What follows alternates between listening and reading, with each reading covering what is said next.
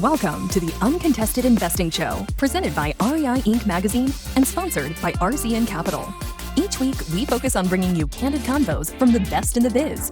Here's your host, Tim Herriage. Welcome back to Uncontested Investing. I'm Tim Herriage. Thank you so much for coming back by. Today, I'm here with my good friend, Jason Matthews. Jason, thank you for coming to town. Thanks for having me. Looking forward to it. One of my favorite guys. Well, I don't know about all that, but let's just start off. Why don't you tell the audience a little bit about yourself? Jason Matthews, born and raised in Los Angeles, California, and played high school and college basketball, and used that life of basketball, that vehicle, to guide me through my business career. Now living in Tampa, 27 years as a real estate investor, married, dad of 3 great kids, and just happy to be here today in Dallas, Texas with you. Well, I'm glad you're here. And so I like to start every week with what I call the bottom line up front. So just imagine someone's listening, they're excited, they have to stop at the gas station 5 or 10 minutes, and they just forget to turn the podcast back on. Let's just try to find a way to tell them the most important things happening in the market today, your opinion about that, things you think they should be focused on, things they should be doing, maybe some things they should be avoiding. Good to go? Good to go. All right, go.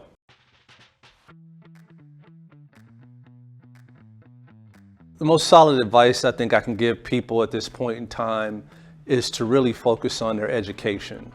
You really have to dig deep into the fundamentals, because the fundamentals will actually teach you how to make adjustments. And in the real estate market we're dealing with right now, things are changing so rapidly. Underwriting guidelines are changing so rapidly. Values are changing so rapidly. You really got to drill down into the fundamentals and know how to make adjustments. So our approach has really been to study what's going on, relying on our knowledge that we've gained over the last 25 plus years, and really make the right adjustments. And I think we've done a great job so far of doing that. And we also have an action plan with more rate hikes to come. We also have an action plan with looking at some different uses for our short-term rental portfolio that we have. And I think that's what it's going to really take to be successful and get through the next 2 years. I've invested in my education on a continuous basis. So recently, I've invested in a couple courses that have really helped me. Investing in some more excellent coaching. I'm in a phenomenal, real estate mastermind group that has a lot of talent, a lot of knowledge, and a lot of experience. So I came into the year 2020 expecting to have to make these adjustments, expecting to build our infrastructure a lot stronger with the growth of our portfolio. And that's what we've really been able to do, and it's worked really well for us. Okay, Jason, so I got to meet you in the Boardroom Mastermind in Denver in June. Correct. And you were immediately one of those impressive human beings, not because you're a short man, right? Because you're rather tall, but you were just kind of soft-spoken but very intelligent. I like to have intellectual conversations at times, and I want to go back to something you said in the bluff. You talked about education. You talked about a team. It seemed like you were really leveraging other people's knowledge. Mm-hmm. And going back to your time in sports, because we talked a lot about that when we first met. Mm-hmm. What is it about having a team, specifically in times like this, that helps you? To have a team, to be a part of a team, to have a team, I was very, very fortunate. My dad put me in team sports at 4 years old at T-ball. My dad was my little league coach for 10 years. Phenomenal experience. You have to be on time. You have to be prepared. It's not all about you. You can't win the game by yourself. And my dad was big on sportsmanship. So knowing how to get along with your teammates and realizing that even if you're right, it's okay not to have to tell everybody that you're right. So that transferred into being a businessman.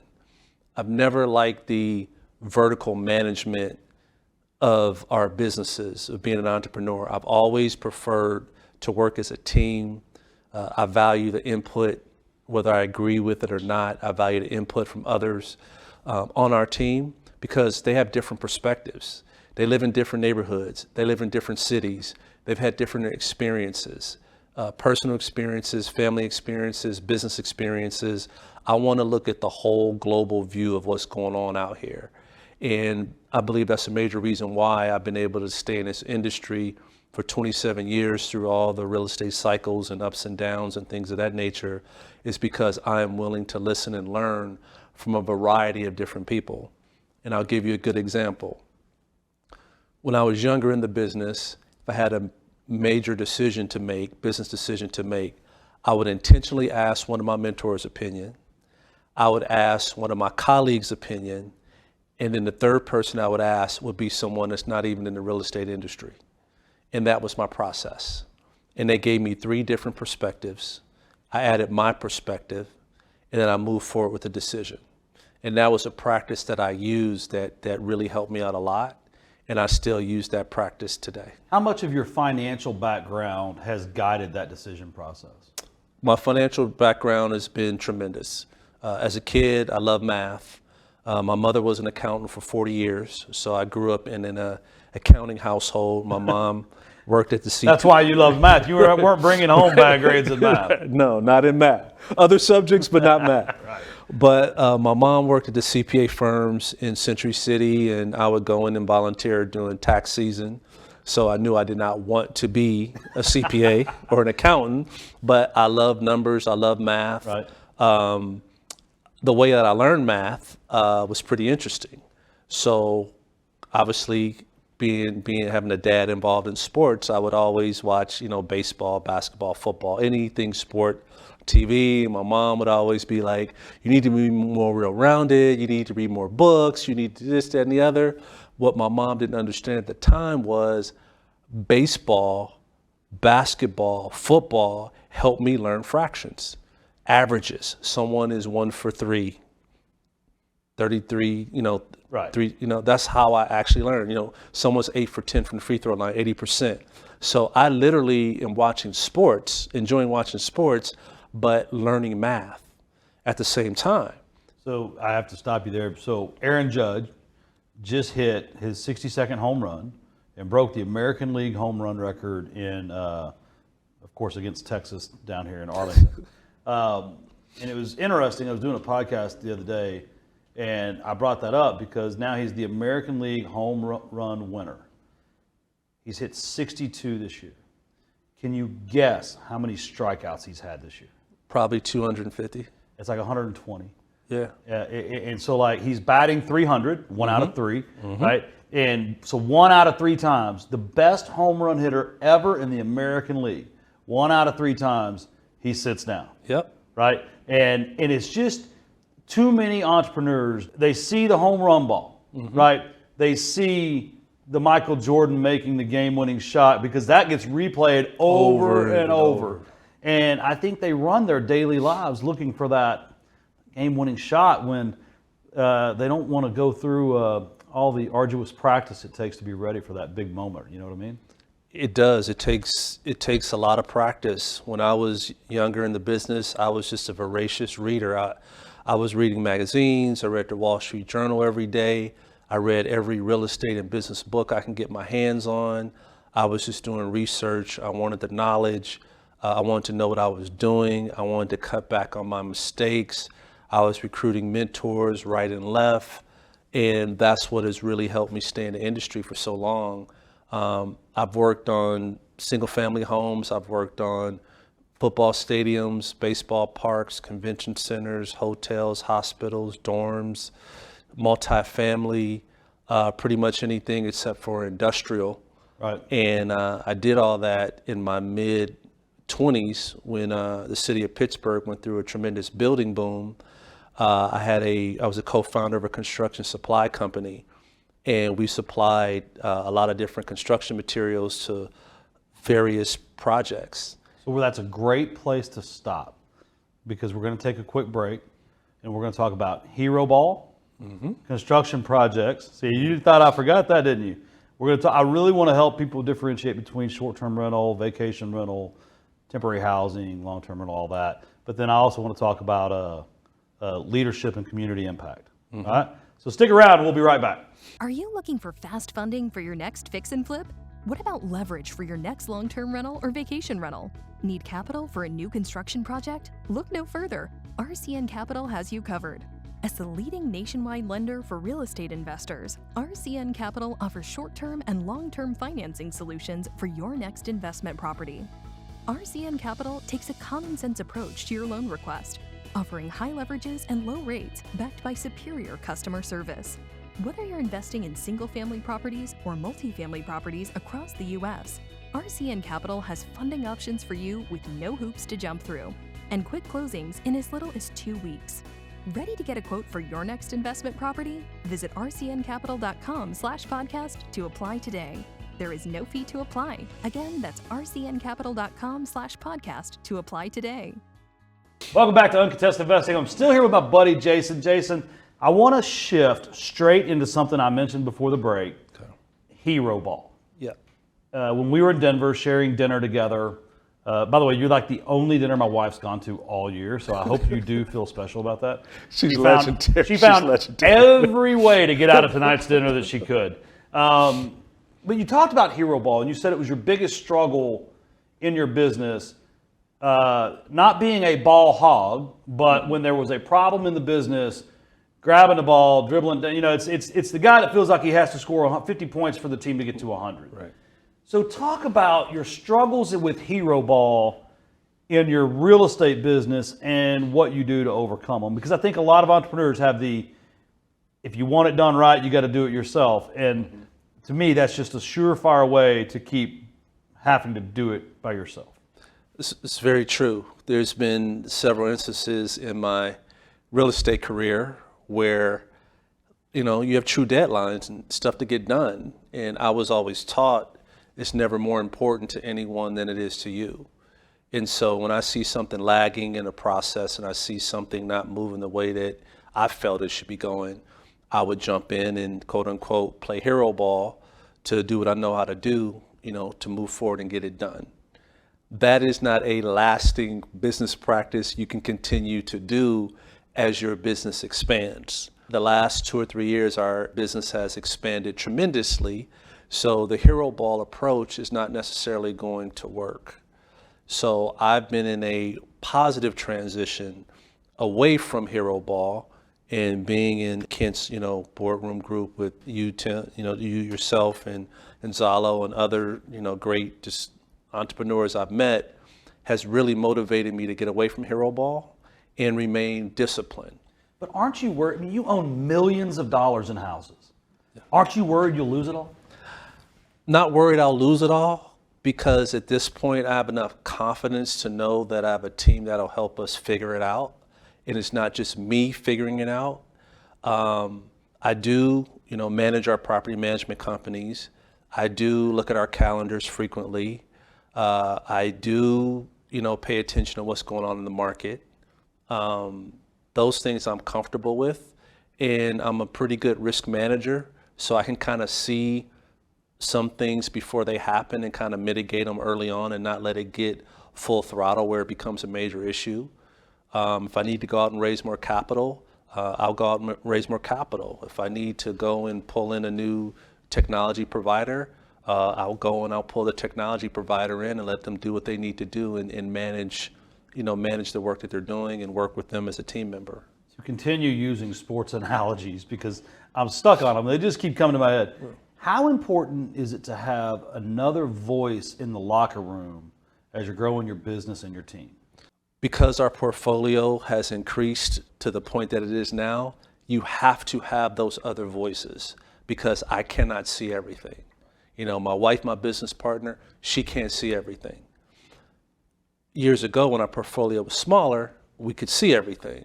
Now we cannot see everything. So you do need those qualified team members to say, hey, take a look at this. Hey, don't do that. Hey, you may want to reconsider this. Hey, this is a piece to the puzzle we really need to make this happen. So I am much more open to hear from those qualified team members, and you hear me saying qualified.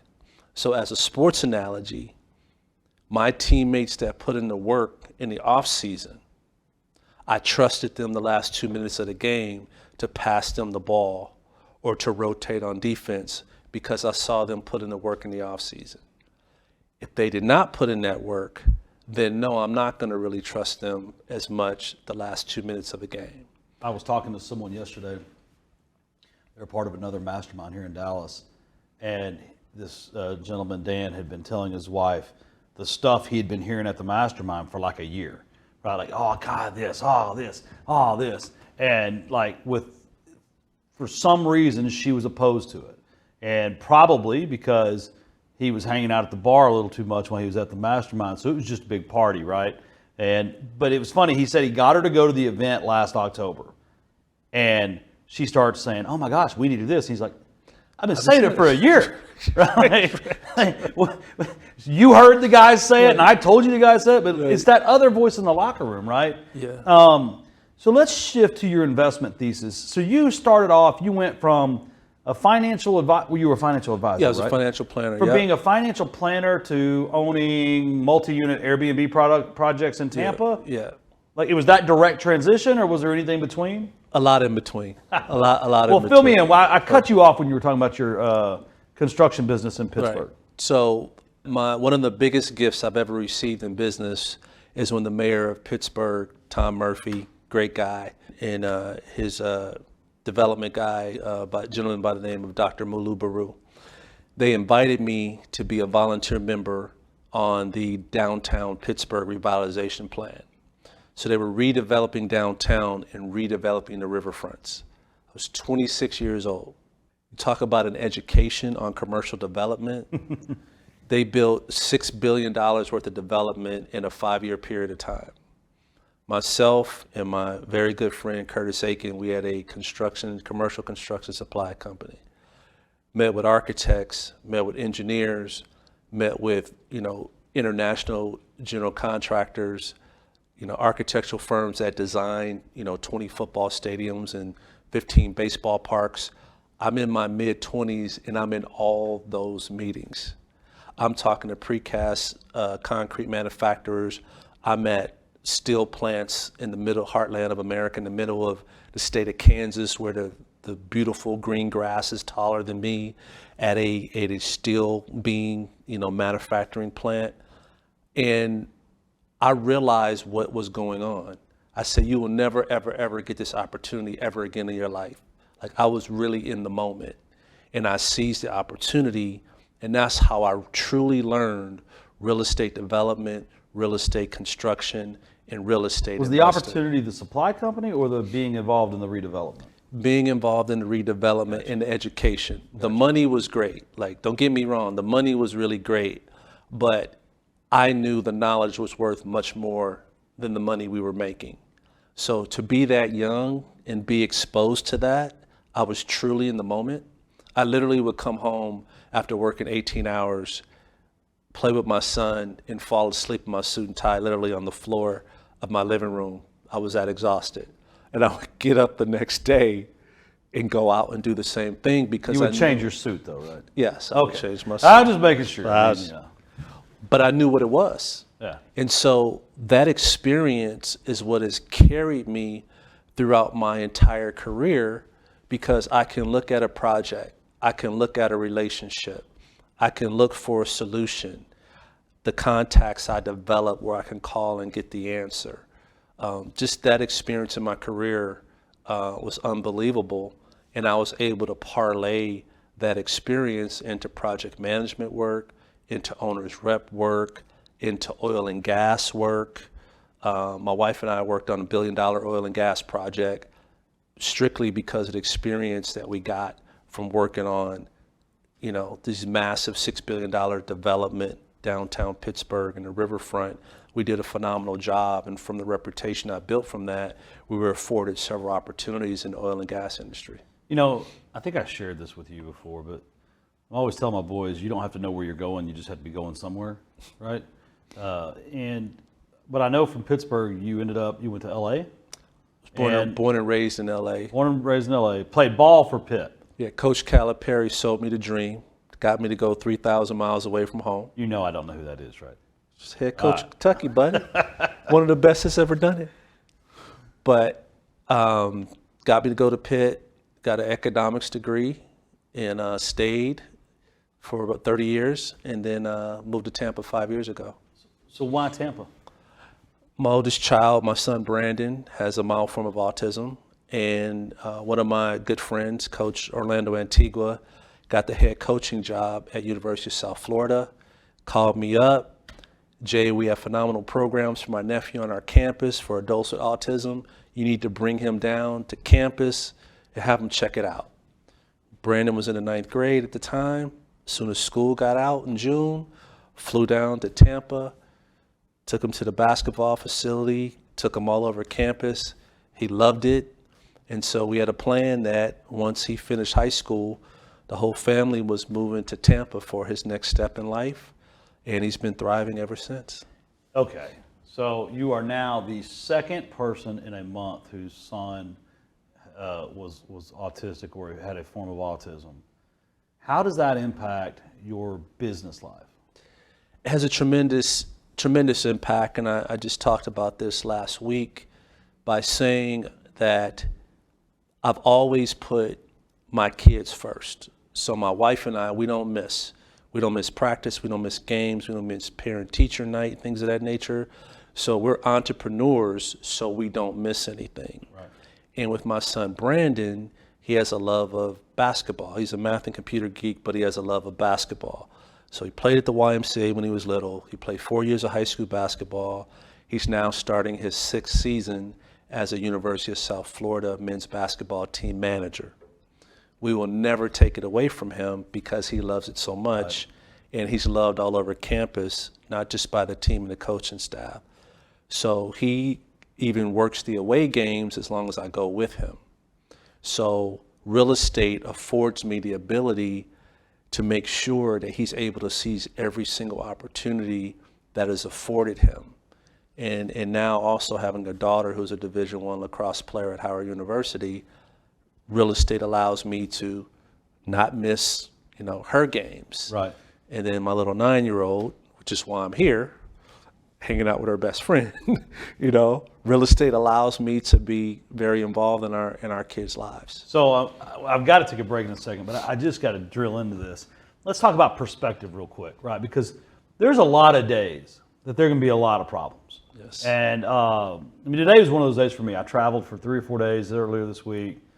Podcast yesterday, podcast today, phone calls, stock market crash, rehab problems, $1 million house that won't get finished, wood floor guy wants a draw, electrician wants a draw, it's Friday. How do the important things you just discussed help you keep a level head and an element of perspective?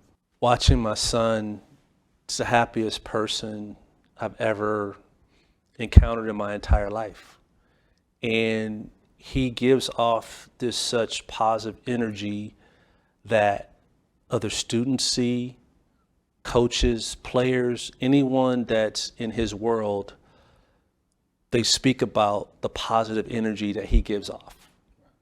So the perspective of, I have a 24-year-old son who's high functioning, but with autism, he's freaking happy every day. Every minute of every day, right. This dude is happy. He never has a bad hour. I'm like, how does he do this? Right.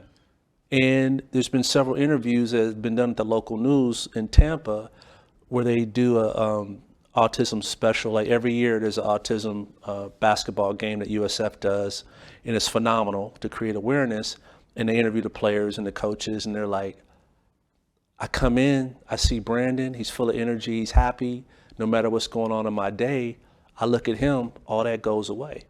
And that's what happens in our household. No matter what kind of day I may be having, or my wife may be having, or his sisters may be having, or anything of that nature, being around him is, it just puts it all in perspective. Right. All right, well, man, thank you for sharing that. We're going to take a quick break, come back, hit the money minute, then some rapid fire, and then let you get out of here. Good deal? All right, good deal. Stick around. We'll be right back. REI Inc. is a monthly business publication for real estate investors, covering all types of real estate investments and strategies. It is the most comprehensive real estate investment publication on the market. All of the articles are written by the top leaders in the industry, so investors are assured of always getting the best information possible. Each month, REI Inc. also profiles the top companies in the industry and provides insights and data into key regional markets. Along with their sister platforms, the REI Referral Network and Highest Invest, real estate investors have exclusive access to off-market investment opportunities and national acquisition and disposition initiatives. To learn more, visit www.rei-inc.com, where you can also access the REI Referral Network. Also, be sure and visit www.highest-and-vest.com to view the latest exclusive off-market assets with near immediate acceptance decisions and closing strategies. You can also email marketing at rei-referralnetwork.com to request more information. Welcome back to Uncontested Investing. I'm Tim Herriage. Thanks for sticking around. Jason, it's time for the Money Minute. So the Money Minute, just imagine, it can be anyone you talk to.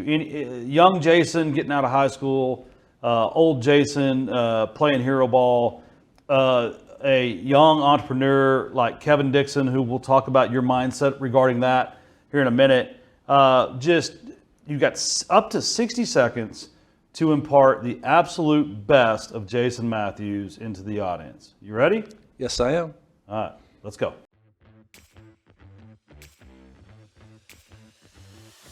I would really want to focus on education. Education in the real estate business has really carried me. It prevents panic, it prevents bad decision, it prevents making short-term decisions that aren't good for your business. So I've always tried to really focus on the educational side of things, talking to people that are much smarter than me, reading magazines, reading books, reading any kind of article online, watching YouTube videos. That's really what's really carried me throughout my entire career. So that's probably the best advice I can share with any entrepreneur or any real estate investor. Education absolutely prevents panic. It allows you to make adjustments and pivots when you really need to. And that's what you really want to focus on in order to stay in this business long term.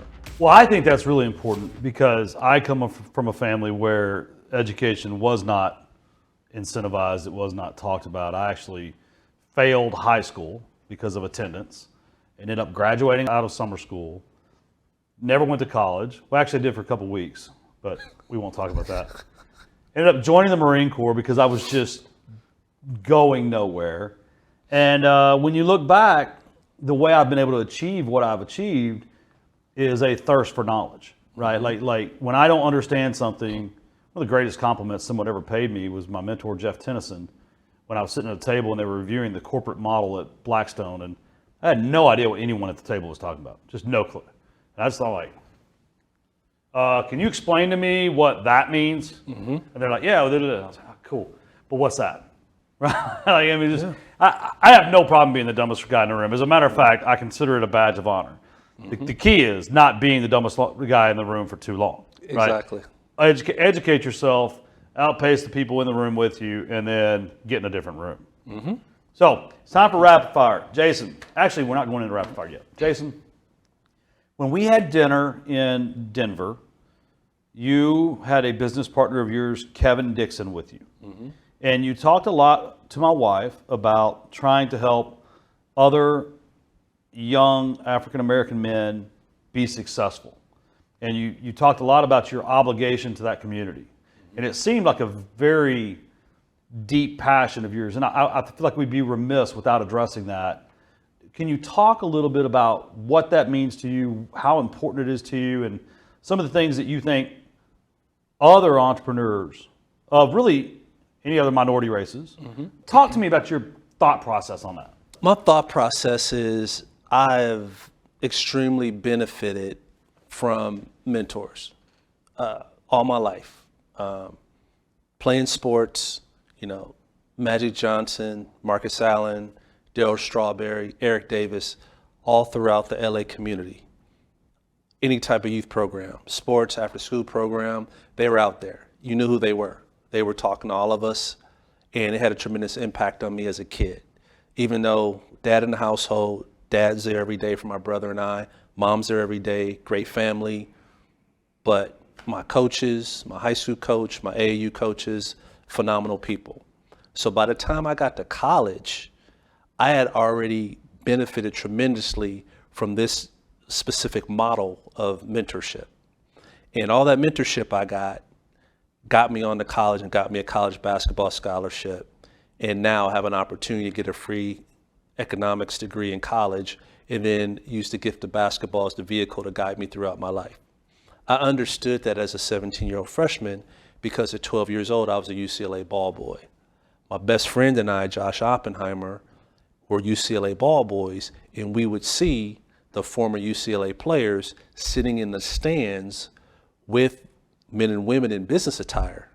We didn't know they were called alumni until we actually started getting recruited for college basketball scholarships. So I learned the mentorship scenario at a very young age. And I said, if I ever get in position where I can mentor people, I would. And so for me, it's always been a passion to work with women, to work with people of color, to work with anybody. I've been involved in youth development for over 30 years. It's a major passion of mine. I love working with kids. Right. But when it comes to the real estate industry, 97% of real estate professionals are white males. 1%, less than 1% are people of color. So we have a long way to go. So if I have some answers to the test and I see someone that's serious, I'm willing to do what I can to help push them forward. So I do work with a lot of ethnic minorities. I work with a lot of women. My wife will tell you that, real estate attorney, bookkeeper, property managers, realtors, lenders, because the women I work with, they just get it done. They don't play around. And I encourage them. Right. I challenge them to step out of their comfort zone to reach. The ethnic minorities that I work with in real estate, I challenge them to step out of their comfort zone to reach their full potential. And some of them have gone on and surpassed what my wife and I have been able to do in real estate. And I love it. I love to see it. Right. They had that passion, they had that fire, and my wife and I were just able to help them along, on their path. So it's something that I will always do. I have 2 daughters that have an interest in the business. So my wife and I have pushed them along, and, they have their short-term rental Airbnb properties. And I explained to them that, hey, your private school tuition isn't coming out of my pocket. It's coming from those properties. Right. And they understand that. Right. So it's one of the things that RCN Capital is very committed to diversity. And after I did the first week of recordings for this podcast, I realized I'd called all of my friends in Dallas, which all happened to be white guys. As you mentioned, there's 97%, which the pool of experts to fish from is limited. Right. Not limited. You have to intentionally look. And since that time, I'm proud to say less than 50% of the guests have been white men. Mm-hmm. We've really been focused on trying to get more women. Mm-hmm. We've really been focused on more people of color. And so I would say, if you're listening and you know of an entrepreneur, specifically in the real estate field, I don't limit everything to the real estate field for this show, but we would like to stroke the core audience's attention, right? Reach out, and if you're watching and you know someone, tell them to call me. See, I don't fit the traditional mold either. I come from an East Texas family. My dad's cousin was like one of those unsolved murders where they suspected like the town sheriff had done it. And I mean, I grew up in a family with no parents, no dad around. My older brother, I've said on the Underdog podcast, I've seen him dead multiple times, heroin and drugs. So I know how hard it is for someone to punch through. I was at Blackstone. We were doing introductions one day at the table. And I never forget, it was like Cornell, Harvard, Stanford, Princeton, UPenn, Yale, and then they get around to me and I'm like, Marine Corps. I completely agree with you. I'm going to put a pin in this issue for now. Number one, I want to be really clear. I did not invite you here because you're a black man. I invited you here because I respect you, and I wanted to share your story of short-term rentals and how really your unique perspective on. You called me one time. One of my loan officers upset you. I remember this, and you were so calm. And I was just like, he may have been the calmest mad person I've dealt with all week. But it was all about work towards a solution, work towards overcoming, work towards like, let's get to a yes, let's figure it out. And I appreciated that about you. And I love staying in touch with you. And I'm I'm very grateful that you came to Dallas and spent your time with me. Absolutely, man. You know, I had to come on the show. You invited me on the show. How am I going to say no? So I'm not going to do rapid fire today because I wanted to go ahead and address that other issue that I really, you made an impact on me when we sat down in Denver, and I appreciate it. You made an impact on me. Your wife is in my Hall of Fame. my real estate investor Hall of Fame. We are going to cut this and frame it like it's going to be one of those repeating picture frames in the house. But we're out of time, so thank you for coming, and please do stay in touch. Thank you for having me, buddy. Appreciate it. So thank you for stopping by. Thank you for coming back this week. We'll see you next week, and just remember, your network is your net worth, and today you've been growing both. We'll see you next week.